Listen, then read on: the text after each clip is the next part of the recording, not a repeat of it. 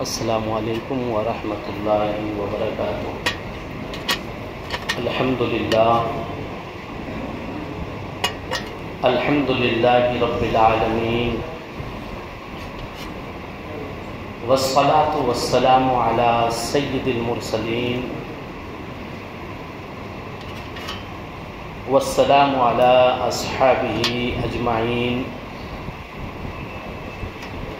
والسلام علی امتہ المتقین، اما بعد فاعوذ باللہ من الشیطان الرجیم، بسم اللہ الرحمن الرحیم۔ قال اللہ تعالی فی القرآن المجید، یا ایہا الذین آمنوا کتب علیکم الصیام کما کتب علی الذین من قبلکم لعلکم تتقون۔ صدق اللہ العظیم۔ آئیے کچھ کہنے سننے سے پہلے ہم اور آپ ایک بار بارگاہ رسالت مآب میں ہدیہ خلوص درود پاک کا نظر پیش کریں۔ پڑھیں اللہم صلی علی سیدنا مولانا محمد بارک وسلم، صلاۃ و سلام علیک یا رسول اللہ صلی اللہ تعالی علیہ وآلہ وسلم۔ حضرات، ماہ رمضان الکریم کے موقع سے میں نے گزشتہ جمعہ آپ حضرات سے موضوع کا آغاز کیا تھا۔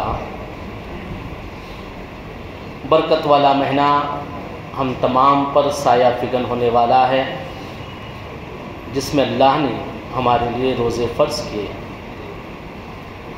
اور روزے کا اللہ نے فائدہ بھی بتایا، مقصد بھی بتایا، وہ یہ کہ تاکہ تم متقی ہو جاؤ، تقوی پرہیزگار ہو جاؤ۔ واقعی رمضان الکریم میں روزہ دار جب روزے سے رہتا ہے، اپنی زندگی کے باقی ایام کے مقابل وہ متقی اور پرہیزگار رہتا ہے۔ اللہ نے جو اس کا فائدہ بتایا، جو مقصد بتایا، وہ ہم اور آپ دیکھتے بھی ہیں کہ رمضان اور روزے کی برکت ہوتی ہے کہ باقی ایام میں انسان جہاں ایک وقت کی نماز کے لیے وقت نہیں نکال پاتا ہے، تو یہ رمضان کی برکت ہوتی ہے کہ وہ انسان پنجگنا نماز کے لیے مسجد کی طرف دوڑے آتا ہے۔ یہ رمضان کی برکت ہوتی ہے کہ ہمارے گھر میں کبھی شاید بہت سے لوگ ایسے ہوں کہ ہمارے گھر کے افراد گھر میں کبھی مصلی نہ بچھائے ہوں، ہفتہ گزر جائے، مگر یہ رمضان کی برکت ہے، جو اس کی برکت عظیم یہ ہے کہ انسان تقوی پرہیزگار والا ہو جاتا ہے، گھروں میں عبادتوں کا ماحول بن جاتا ہے۔ جس چیز کا اللہ نے اعلان کیا وہ ہمیں بظاہر بھی نظر آتا ہے، مگر کچھ لوگ اس کے باوجود بھی تقوی و پرہیزگاری سے محروم رہتے ہیں۔ حالانکہ اس مہینے کی فضیلت یہ ہے کہ اللہ کے رسول صلی اللہ تعالی علیہ وسلم نے ارشاد فرمایا کہ اللہ اس مہینے میں شیطان کو زنجیروں سے جکڑ دیتا ہے۔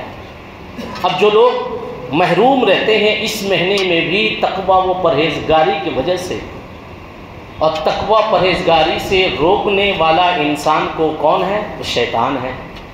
اس کے باوجود انسان تقوی پرہیزگاری کو بہت سے لوگ نہیں اپناتے ہیں، حالانکہ شیطان جو روکنے والا ہے وہ تو قید کر دیا گیا۔ اس کی وجہ کیا ہوتی ہے؟ تو اس کی وجہ ایک یہ ہے کہ انسان کا جو دو دشمن ہے، وہ تو یہ ہے کہ شیطان ہے۔ ان الشیطان للانسان عدو مبین، بے شک شیطان انسان کا کھلا دشمن ہے۔ مگر اب بات بتائیے کہ شیطان ابلیس نے بھی اللہ کی بات ماننے سے انکار کیا۔ انسان کو تو شیطان روکتا ہے، مگر جب شیطان نے انکار کیا تھا انہیں کس نے روکا تھا؟ تو شیطان کو روکنے والی جو چیز تھی وہ تھی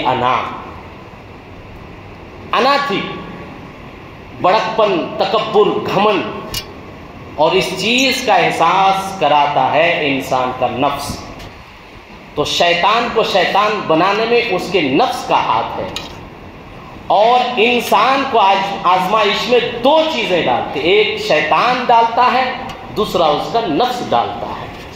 اب رمضان الکریم میں انسان کو تقوی پرہیزگاری سے روکنے والا جو کھلا دشمن ہے شیطان تو جکڑ دیا گیا، جو دوسرا دشمن ہے انسان کا، جو انسان کو تقوی پرہیزگاری سے روکتا ہے، شیطان کے علاوہ اس کا نفس ہے۔ انسان کو نفس جو اس کا دشمن ہے وہ روکتا ہے۔ حضرت فرید الدین رحمۃ اللہ علیہ جو حضرت علامہ جلال الدین رومی کے پیر و مرشد ہیں، وہ بیان فرماتے ہیں کہ نفس کو کیسے کمزور کیا جائے۔ نفس کبھی مرتا نہیں ہے، یہ انسان کے اندر ہمیشہ زندہ رہتا ہے۔ رمضان الکریم میں رمضان کی برکتیں رحمتیں پانے سے جو لوگ محروم رہتے ہیں، حالانکہ شیطان بند رہتا ہے، تو دوسری اس کی وجہ ہوتی ہے جو اس کا نفس۔ اب اس نفس کو کیسے روکا جائے، اس کو کیسے کمزور کیا جائے کہ وہ ہماری تقوی و پرہیزگاری کے بیچ میں حائل نہ ہو، رکاوٹ نہ بنے۔ شیطان تو جکڑ دیا گیا، اللہ مہربان ہے کہ اس مہینے میں اللہ نے شیطان کو بند کر دیا گیا۔ دوسرا بچتا ہے نفس، اس کو کیسے کمزور کیا جائے؟ تو وہ لوگ جو رمضان کی برکتوں سے محروم رہتے ہیں اور رمضان کے باوجود اپنے آپ کو گناہوں میں رکھتا ہے، تو اس کی وجہ اور دوسرا ذمہ دار کوئی ہے تو اس کا نفس ہے، لہذا نفس کو کمزور کیا جائے۔ حضرت فرید الدین گنج شکر رحمۃ اللہ علیہ فرماتے ہیں کہ نفس کو 3 چیزوں سے قابو کیا جا سکتا ہے۔ نمبر 1 شمشیر جو، یعنی کہ بھوک کی تلوار سے اسے مارو، بھوک سے نفس کمزور ہوتا ہے۔ نمبر 2 تنہائی کے خنجر سے انسان تنہائی میں رہے۔ نمبر 3 زبان کے نیزے سے انسان ان 3 چیزوں سے اپنے نفس کو کمزور کر سکتا ہے۔ چنانچہ 3 چیزوں میں سے بھوک ہے جس سے نفس کمزور ہوتا ہے۔ مشکات شریف کی پہلی حدیث ہے، یہ حدیث بخاری اور دیگر کتب حدیث میں بھی موجود ہے۔ اللہ کے رسول نے اپنے امت کے جوانوں سے مخاطب ہو کے فرمایا، اے میرے امت کے جوانوں، اگر تم اس قابل ہو، تمہیں استطاعت ہے، تو تم نکاح کرو، کہ نکاح شہوت کو اور انسان کے نفس کو توڑنے والی چیز ہے۔